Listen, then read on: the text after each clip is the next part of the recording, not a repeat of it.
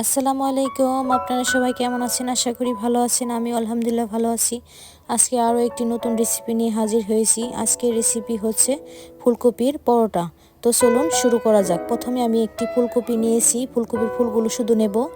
ফুলগুলো কেটে ধুয়ে পরিষ্কার করে 2-3টে আলু আর ফুল একসাথে করে কড়াইতে পরিমাণ মতো পানি দিয়ে ফুলকপির ফুলগুলো আর 3-4টে আলু দিয়ে সামান্য হলুদের গুঁড়া, মরিচের গুঁড়া, লবণ দিয়ে সিদ্ধ করে নেব।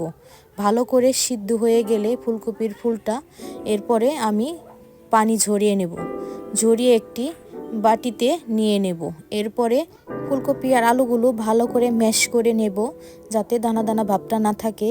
এরপরে আস্তে আস্তে আমি ময়দা অ্যাড করব। 2 কাপের মতো ময়দা লাগছে আমার।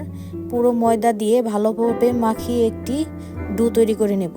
এরপরে ছোটো ছোটো লিচি কেটে পরোটা শেপ দিয়ে সবগুলো আমি পরোটা বানিয়ে নেব। এরপরে চুলায় একটি প্যান বসিয়ে দিয়ে পরোটাগুলো ভেজে নেব। পরোটাগুলো আমি ঘি দিয়ে ভেজে নিয়েছি, আপনারা চাইলে তেল দিয়েও ভাজতে পারেন, কোনো সমস্যা নাই। এভাবে আমি সবগুলো পরোটা ভেজে নিয়েছি। আমার ভিডিওটি যে যেখান থেকে দেখতেছেন দেখার শুরুতে একটি লাইক দিয়ে দিবেন। এরকম আরও নতুন ভিডিও পেতে আমার চ্যানেলটি অবশ্যই সাবস্ক্রাইব করবেন। আপনারা একবার হলেও বাসায় ট্রাই করে দেখবেন। ফুলকপির পরোটাটা খেতে অসাধারণ, খুবই সুস্বাদু। সবাই ভালো থাকবেন, সুস্থ থাকবেন। আল্লাহ হাফেজ।